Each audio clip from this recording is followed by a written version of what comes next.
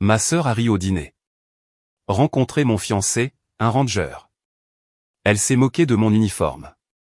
Puis il a vu l'insigne de la task force, s'est figé, s'est mis au garde à vous et a aboyé. Maya, arrête. Sais-tu ce que cela signifie? J'ai regardé le Cabernet Sauvignon imbiber mon uniforme de cérémonie, le rouge profond se propageant sur les rubans que j'avais gagnés dans des endroits que je ne pouvais pas nommer, en faisant un travail dont je ne pouvais pas discuter. Le restaurant est devenu silencieux, 40 personnes me fixant du regard. Ma sœur, Maya, se tenait là, un verre de vin vide à la main, sa bague de fiançailles accrochant la lumière. Son fiancé, Éric Army rangé, 3e bataillon, du sérieux restait figé à côté d'elle. Voilà, a dit Maya, la voix acerbe de vin et de mépris. Maintenant, peut-être que tu arrêteras de prétendre que tu es important. Le truc avec le travail classifié, c'est ceci, votre famille ne sait pas ce que vous faites. Ils ne peuvent pas savoir. Alors ils comblent les vides avec n'importe quelle histoire qui les fait se sentir mieux dans leur peau. Pour Maya, cette histoire était simple, son frère aîné n'était personne, un gratte-papier, un imposteur en costume. Elle racontait cette histoire depuis 3 ans. Ce soir, elle allait apprendre la vérité. Le problème a commencé 6 mois plus tôt, bien que je ne m'en sois pas rendu compte à l'époque. Je travaillais à Fort Meade depuis 8 ans.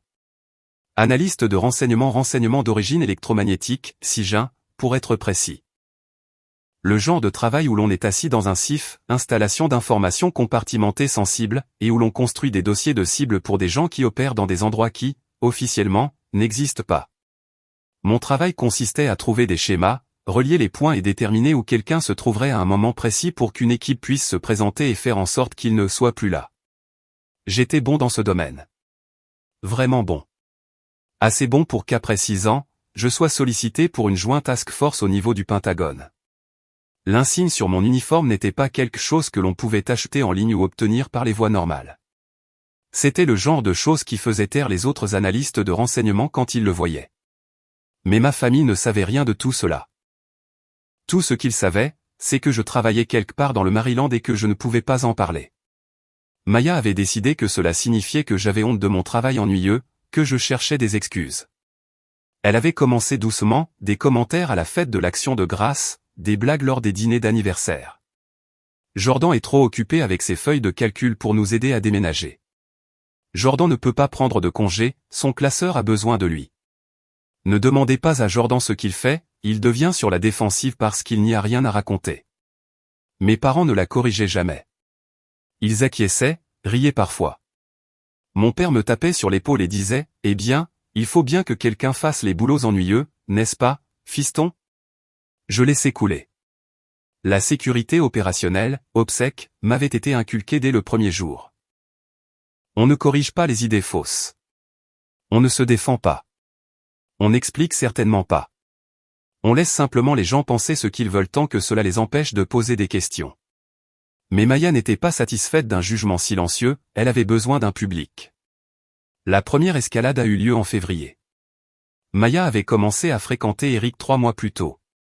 Il était exactement ce qu'elle voulait, visiblement militaire, un vétéran de combat décoré, le genre de gars qui portait des t-shirts grunt style et parlait de terrain dans les soirées. Elle m'a invité à une fête pour le Super Bowl chez elle. J'ai failli refuser. J'étais resté 36 heures sans dormir, venant de terminer l'analyse des schémas de mouvement pour une mission au Yémen, mais elle a insisté spécifiquement en disant que cela compterait beaucoup. Alors, j'y suis allé. L'appartement était plein de copains rangers d'Eric tous fraîchement rentrés de déploiement, buvant de la bière, parlant fort d'échanges de tirs et de sauts à l'eau. Je suis entré vêtu d'un jean et d'un sweat à capuche gris uni. Le voilà, a annoncé Maya. Mon grand frère, Jordan. Il travaille pour le gouvernement.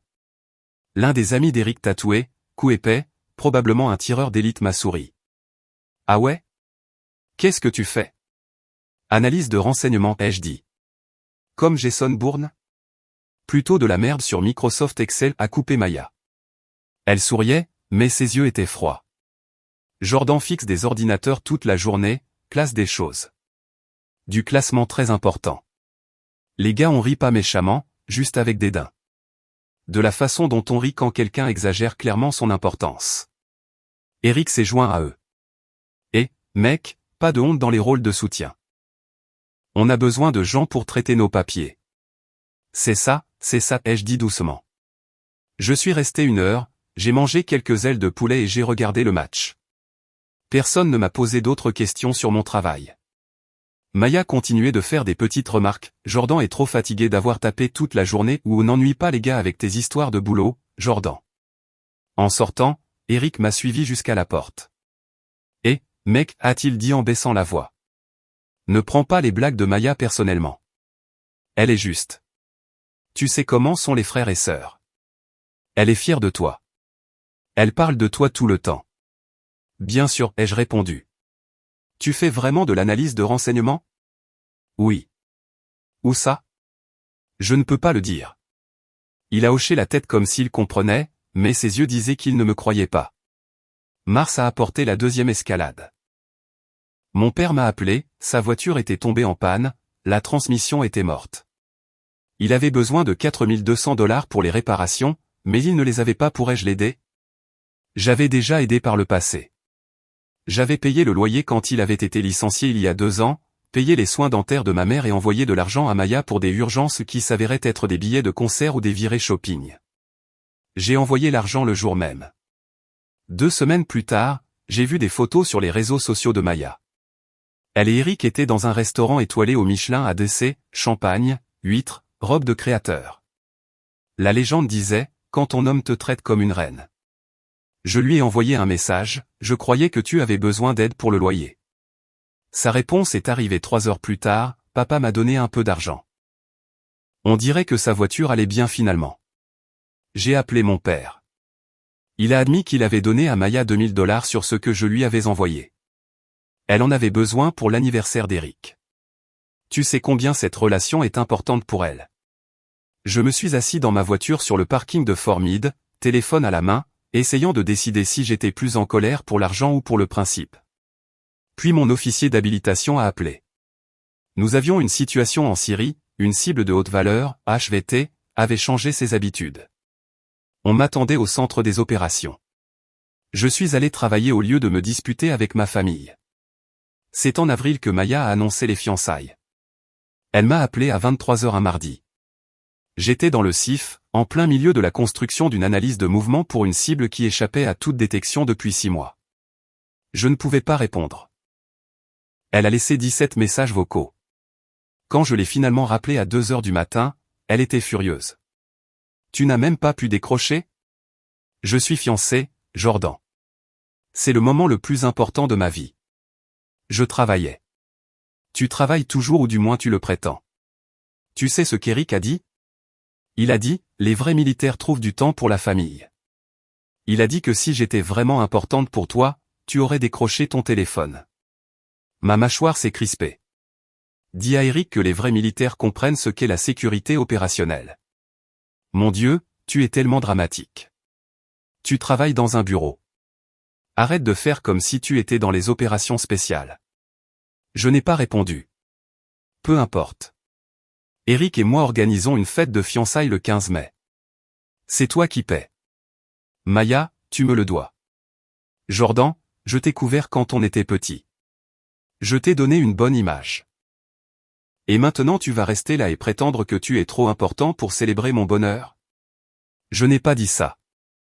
Alors tu paies. Nous voulons rue Tescris, la salle privée. Je t'enverrai les détails. Elle a raccroché. Je suis resté là, dans la lueur bleue de mes moniteurs, regardant une cible se déplacer dans un marché d'Alep, et j'ai essayé de me rappeler quand ma sœur avait cessé d'être ma sœur pour devenir quelqu'un que je ne reconnaissais plus. La fête de fiançailles était prévue pour le 15 mai. Le 10 mai, j'ai été appelé pour un briefing d'urgence. Une mission que j'avais préparée 2 mois plus tôt venait d'être exécutée avec succès. Une HVT a été éliminée, 0 victime civile, une opération propre. La colonelle Patricia Vance m'a appelé dans son bureau après coup. Elle était une vétéran de 23 ans de service, ancienne analyste de la DIA, et le genre de personne qui briefait les présidents. Capitaine Jordan Reeves, a-t-elle dit, en utilisant mon grade.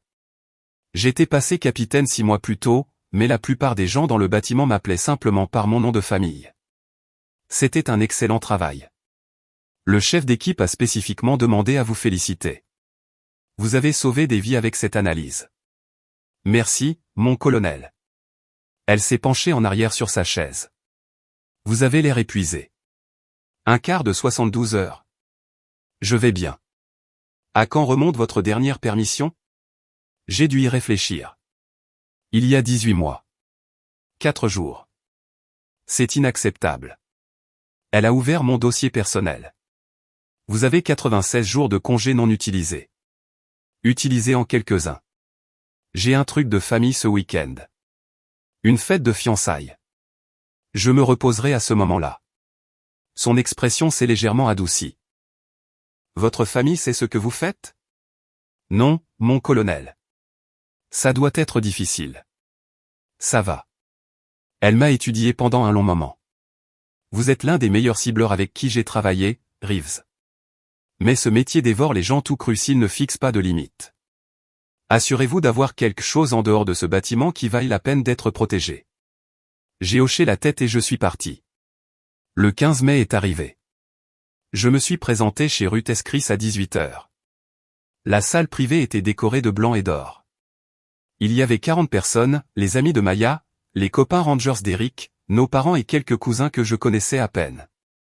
L'addition avait déjà atteint $3000 avant même que quiconque ne commande un plat principal. Maya avait demandé que je porte mon uniforme de cérémonie.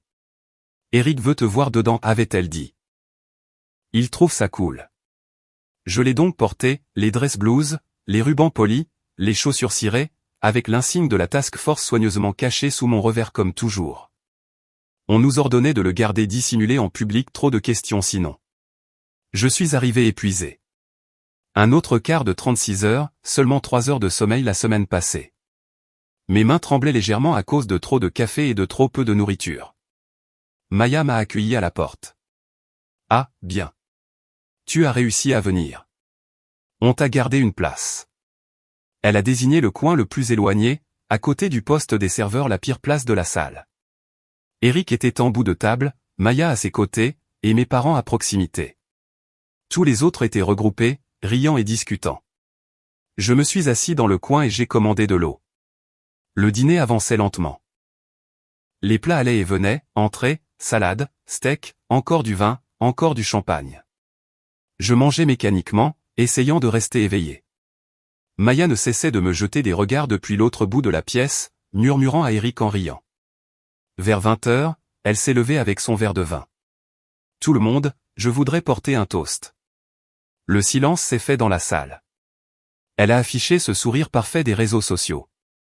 Merci à tous d'être venus célébrer Eric et moi. C'est l'année la plus incroyable de ma vie. J'ai trouvé mon âme sœur, mon héros, mon guerrier. Elle a regardé Eric avec une affection sincère. Il lui a rendu son sourire, le torse bombé dans son t-shirt de rangée moulant, son béret beige posé sur la table à côté de lui. Et je veux remercier ma famille, a continué Maya. Mes parents qui m'ont bien élevé, et mon grand frère, Jordan. Elle s'est tournée vers moi. Point qui a réussi à quitter son box de bureau assez longtemps pour se joindre à nous.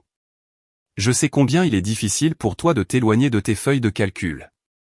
Un rire poli a parcouru la salle. Mais sérieusement, a-t-elle poursuivi, sa voix prenant un ton compatissant. J'apprécie que tu soutiennes mon bonheur, même si je sais qu'il est difficile pour toi de voir Eric dans son uniforme et de réaliser à quoi ressemble un véritable service militaire. Le rire est devenu plus fort. Mes mains se sont crispées sur mon verre d'eau. Eric a levé son propre verre. Ouais, mec. Maya m'a dit que tu travaillais au RH ou un truc du genre? À classer des rapports? C'est cool. On a besoin de gens comme toi, du personnel de soutien. La machine ne tourne pas sans les gars à l'arrière. Analyse de renseignement, ai-je dit doucement. C'est ça, le renseignement. Il a fait un geste dédaigneux de la main. Fixer des feuilles de calcul toute la journée. Est-ce que tu sais seulement tirer, ou tu n'es qualifié que pour la graffeuse?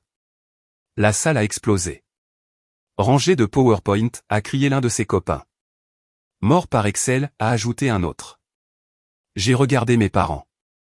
Mon père riait, le visage rouge à cause du vin. Ma mère souriait en acquiesçant. Il ne me défendait pas. Il ne me défendait jamais. Maya s'est penchée en avant, enhardie par les rires et l'alcool. Tu sais quel est ton problème, Jordan? Tu es jaloux. Eric est un vrai héros, un vrai guerrier, et toi, tu n'es rien. Un gars en costume, qui fait semblant d'être important. Quelque chose dans sa voix a changé, plus tranchant, plus méchant. Tu as fait semblant toute ta vie, tu as prétendu que tu étais spécial, prétendu que ton travail comptait. Mais tout le monde ici connaît la vérité. Tu es ordinaire, ennuyeux, un secrétaire avec un uniforme. Elle a saisi son verre de vin. L'assemblée a commencé à sentir le changement de ton, certaines personnes semblaient mal à l'aise. Tu aimes tellement porter cet uniforme, a dit Maya en se levant. Laisse-moi l'améliorer pour toi. Elle a jeté le vin. Le liquide rouge a éclaboussé ma poitrine. Glacé. Choquant. Il a imbibé mes rubans et ma veste, le tissu devenant sombre. Des gouttelettes ont atteint mon visage et sont tombées sur le sol. Le restaurant tout entier est devenu silencieux, pas seulement notre salle, tout le bâtiment. Je suis resté là, parfaitement immobile, sentant le vin couler de mon menton sur mes genoux. Ma mère a eu un hoquet de stupeur. Jordan, pour l'amour du ciel, va te nettoyer. Tu fais honte à ta sœur lors de sa soirée spéciale. Mon père a hoché la tête. Ouais, fiston. Prends juste une grande inspiration. Va aux toilettes. Je les ai regardés, je les ai vraiment regardés, et quelque chose en moi qui pliait depuis des années sous le poids de leur dédain et de la cruauté de Maya a fini par se briser. Pas avec colère, mais avec clarté. Ces gens ne me connaissaient pas, ne me respectaient pas, ne me voyaient même pas. Je me suis levé lentement. Le vin goûtait de ma veste sur mes chaussures. Je m'en vais, ai-je dit. Ma voix était calme et posée, ce genre de calme qui survient après avoir pris une décision et que rien ne pourra vous faire changer d'avis.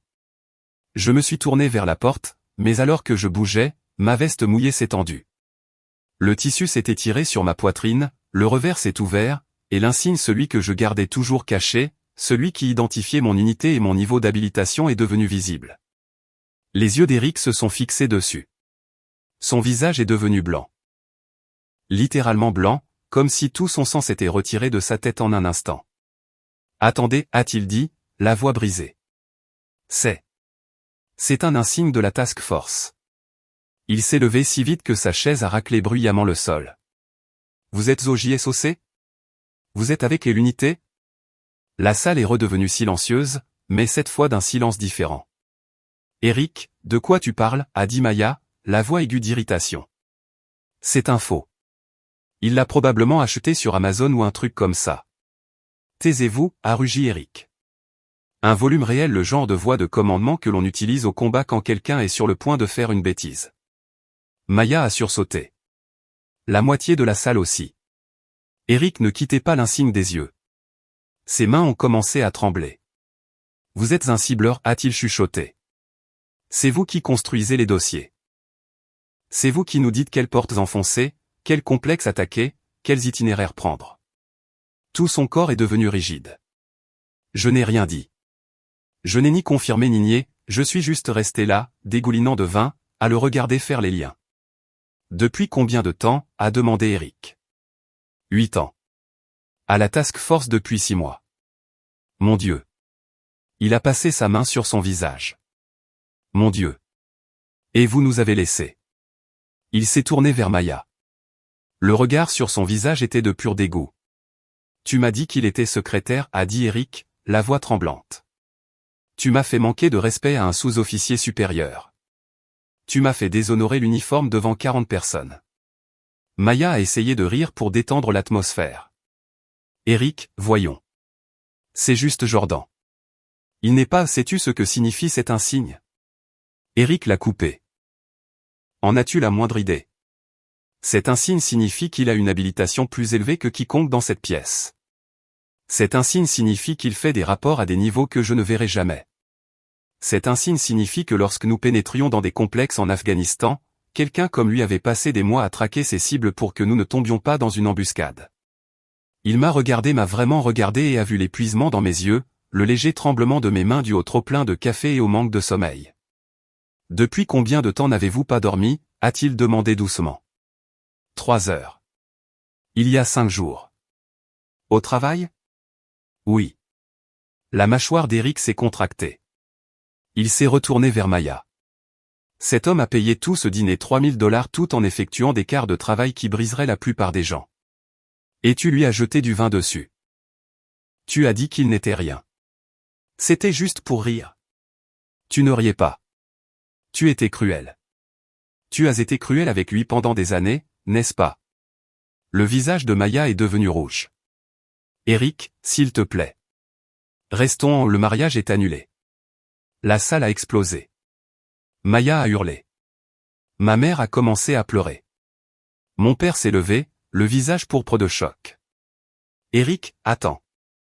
Maya lui a attrapé le bras. Tu ne peux pas. Ce n'est pas ce qu'est juste Jordan. Il n'est personne. Il n'a jamais été personne. Eric a dégagé son bras. Lui n'est pas personne.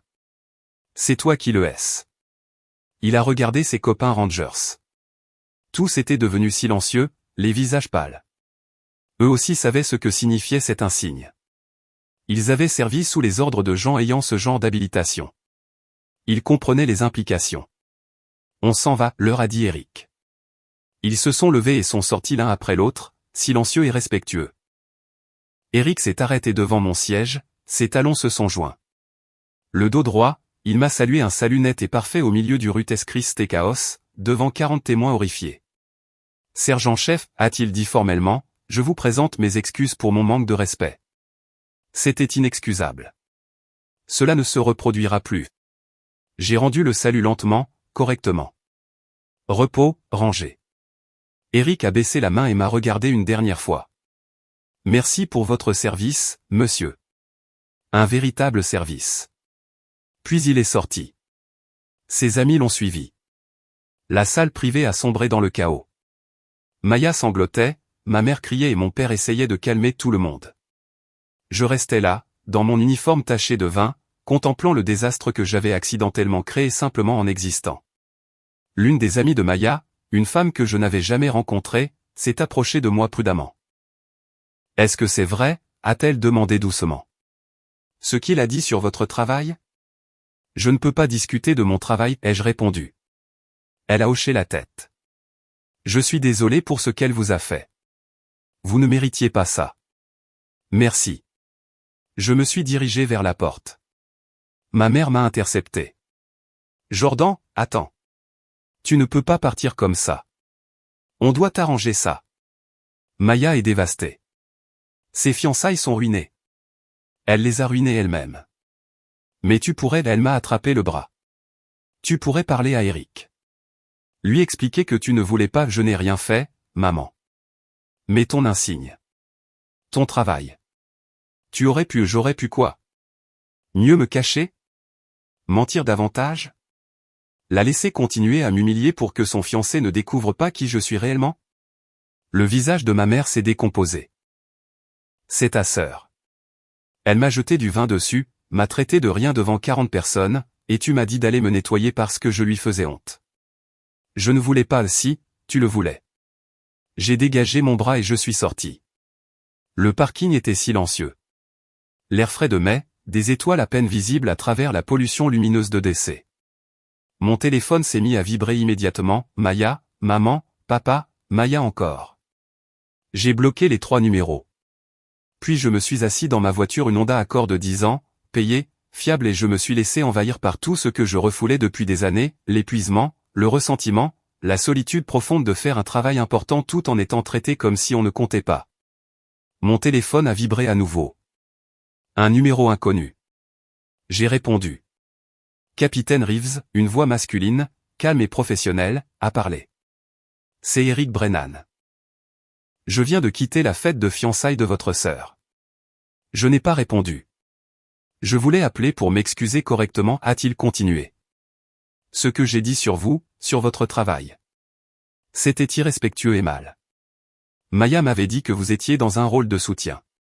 Du travail de bureau hors combat. Je l'ai cru parce que, eh bien, parce qu'elle le disait depuis si longtemps que je n'ai pas posé de questions. C'est bon. Ce n'est pas bon. Je suis sergent-chef au 3e bataillon de Rangers. J'ai été déployé 4 fois. Je sais ce que font les opérateurs de la Task Force. Je sais ce que font les cibleurs. Vous sauvez des vies. Vous empêchez les embuscades. Vous êtes la raison pour laquelle des gars comme moi rentrent à la maison. Sa voix s'est faite plus basse. Maya ne vous mérite pas. Vos parents non plus. Je suis désolé de ne pas l'avoir vue plus tôt. Merci, ai-je dit. Puis-je vous demander quelque chose? Bien sûr. Pourquoi ne l'avez-vous jamais corrigée? Vous auriez pu la faire taire il y a des années. J'y ai réfléchi. Sécurité opérationnelle. Et je suppose que j'espérais qu'elle s'en rendrait compte d'elle-même, qu'elle finirait par me voir. J'avais tort. Ouais, a dit Eric, vous aviez tort. Il a marqué une pause. Pour ce que ça vaut, les gars et moi avons discuté sur le parking. Nous allons tous passer quelques appels. Les nouvelles circulent vite dans la communauté des Rangers. D'ici demain matin, tout le monde saura ce que Maya a fait. Personne ne voudra sortir avec elle. Personne ne lui fera confiance. Vous n'êtes pas obligé de faire ça. Je sais, mais elle a besoin de comprendre ce qu'elle a détruit. Et peut-être que ça lui apprendra quelque chose. Nous avons raccroché. Je suis rentré chez moi dans mon uniforme taché de vin, passant devant le Pentagone, devant les monuments illuminés dans le ciel nocturne, devant tous ces gens qui n'avaient aucune idée de ce qui se passait dans les bâtiments qu'ils longeaient chaque jour. Mon appartement était petit, un studio dépouillé. Je n'y passais pas assez de temps pour me donner la peine de le décorer. J'ai enlevé l'uniforme. Le vin s'était incrusté dans le tissu, le pressing devrait faire des miracles pour le sauver. J'ai pris une douche, laissant couler l'eau chaude jusqu'à ce qu'elle devienne froide. Puis je me suis glissé dans mon lit et j'ai dormi 14 heures d'affilée. Les retombées sont arrivées par vagues. Premier jour, Maya a appelé depuis 17 numéros différents. Je n'ai répondu à aucun. Elle a laissé des messages vocaux, des SMS, des emails, tu as ruiné ma vie. Tout le monde parle de moi. Les amis d'Eric répandent des rumeurs. Maman et papa sont tellement déçus par toi. Je les ai tous supprimés. Deuxième jour, mon père s'est présenté à mon appartement. J'ai failli ne pas ouvrir. Fiston, a-t-il dit quand j'ai fini par ouvrir. On doit parler de ce qui s'est passé. Non, on n'a pas besoin. Maya est dévastée. Le mariage est annulé. Ses amis l'abandonnent. Elle reçoit des messages de gens qui la traitent de cruelle, de menteuse. Tu pourrais arranger ça. Comment? Dis aux gens que c'était un malentendu. Que tu n'es pas vraiment ce qu'Eric pensait. Je l'ai fixé du regard. Tu veux que je mente sur mon travail pour que Maya ait l'air plus fréquentable? Je veux que tu aides ta sœur. J'aide ma sœur depuis des années. J'ai fini. Jordan, je t'ai envoyé de l'argent pour une voiture. Tu en as donné la moitié à Maya pour une fête d'anniversaire. J'ai payé son loyer, ses cartes de crédit, ses urgences. J'ai payé ce dîner $3000 et elle m'a jeté du vin dessus. Mon père semblait mal à l'aise. Elle était ivre. Elle ne pensait pas ce qu'elle pensait chaque mot. Et tu l'as laissé faire.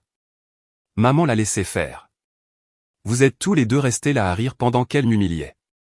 On ne savait pas que ton travail était important. Vous n'avez pas demandé. Vous n'avez jamais demandé. Vous avez simplement supposé que je mentais, que j'exagérais ou que je faisais semblant. Il n'a pas trouvé de réponse à cela. Tu dois partir, ai-je dit. Ta mère veut te parler. Dis à maman que c'est non. J'ai fermé la porte. Troisième jour, la colonelle Vance m'a convoqué dans son bureau. Reeves. Asseyez-vous. Je me suis assis. J'ai reçu un appel intéressant ce matin, a-t-elle dit. D'un certain sergent-chef Eric Brennan, du 3e bataillon de Rangers. Il voulait s'excuser pour avoir manqué de respect à un membre d'une joint task force lors d'un événement familial. Mon estomac s'est noué. Mon colonel, je peux expliquer, elle a levé la main. Il voulait aussi vous faire des éloges. Il a dit que vous aviez géré une situation laide avec professionnalisme et retenue. Il a dit que si plus d'opérateurs avaient votre discipline, l'armée s'en porterait mieux. Je ne savais pas quoi dire. Il a mentionné que votre sœur avait jeté du vin sur votre uniforme de cérémonie et vous avez traité de moins que rien devant 40 personnes, y compris vos parents. C'était une affaire personnelle, mon colonel. Cela n'affectera pas mon travail. Je sais que non. Vous êtes l'un des opérateurs les plus fiables que j'ai. Mais Reeves, vous devez entendre ceci, vous ne devez pas à votre famille un accès à votre vie s'ils ne vous respectent pas. Oui, mon colonel. Je suis sérieuse. Ce métier est déjà assez dur sans que les gens qui prétendent vous aimer vous rabaissent. Vous êtes autorisé à prendre 2 semaines de permission, avec effet immédiat. C'est un ordre. Mon colonel, je n'ai pas besoin de ce n'est pas une demande. Vous êtes épuisé. Vous fonctionnez à bout de souffle depuis des mois. Prenez cette permission. Reposez-vous. Réfléchissez aux limites que vous devez fixer avec votre famille. Puis revenez prêt à travailler. J'ai quitté son bureau avec 2 semaines de permission obligatoire et une sensation étrange dans la poitrine qui ressemblait peut-être à du soulagement. La première semaine de congé a été calme. J'ai éteint mon téléphone, j'ai dormi, j'ai lu des livres que je voulais lire depuis des années, je suis allé à la salle de sport et j'ai cuisiné de vrais repas au lieu de manger de la nourriture de distributeur. Le 4e jour, j'ai reçu un email d'Eric. Objet, suite des événements Jordan, je voulais vous tenir au courant. Maya m'appelle sans arrêt, vos parents aussi, me demandant de lui donner une autre chance ou de vous parler. Je les ai tous bloqués. Mes copains Rangers et moi avons tenu parole. L'histoire s'est répandue dans la communauté pas comme un commérage, mais comme un avertissement. Ne sortez pas avec quelqu'un qui manque de respect aux militaires, surtout à ceux qui travaillent à des niveaux qui les dépassent. Les réseaux sociaux de Maya se font massacrer. Ses amis postent l'histoire. Des gens qu'elle ne connaît même pas commentent. On l'accuse des usurpations de bravoure par procuration et prétendre que son frère n'était rien tout en bénéficiant de son argent et de sa protection. Apparemment, elle a été licenciée de son travail. Quelqu'un a envoyé l'histoire à son employeur, ils n'ont pas aimé l'image que cela renvoyait. Je ne me sens pas fier de ça, mais je ne me sens pas mal non plus. Les actes ont des conséquences. Vos parents, c'est une autre histoire. Ils essaient de contrôler le récit en disant aux gens que tout était un malentendu, que vous avez surréagi, que Maya plaisantait simplement. Personne n'y croit. Prenez soin de vous, frère. Eric, je l'ai lu 2 fois. Puis je l'ai supprimé et je suis allé courir. 2e semaine. Ma mère s'est présentée à mon appartement avec Maya. J'ai ouvert la porte et je les ai trouvées là toutes les deux. Les yeux de Maya étaient rouges et gonflés. Ma mère semblait épuisée. S'il te plaît, a dit ma mère. Écoute juste. 5 minutes. Contre mon meilleur jugement, je les ai laissés entrer. Maya s'est assise sur mon canapé et s'est mise à pleurer immédiatement. Je suis tellement désolé, a-t-elle sangloté. Je ne savais pas. Je ne comprenais pas. Je pensais que tu étais juste. Je pensais que tu inventais des excuses pour expliquer pourquoi tu étais ennuyeux. Je pensais que tu faisais semblant. Pourquoi ferais-je semblant d'être ennuyeux? Je ne sais pas. Je ne sais pas pourquoi j'ai pensé ça. J'étais jalouse, d'accord? Tu étais toujours si intelligent, toujours si capable, et je pensais que si je pouvais te faire paraître petit, je paraîtrais plus grande en comparaison. Ma mère a posé sa main sur l'épaule de Maya.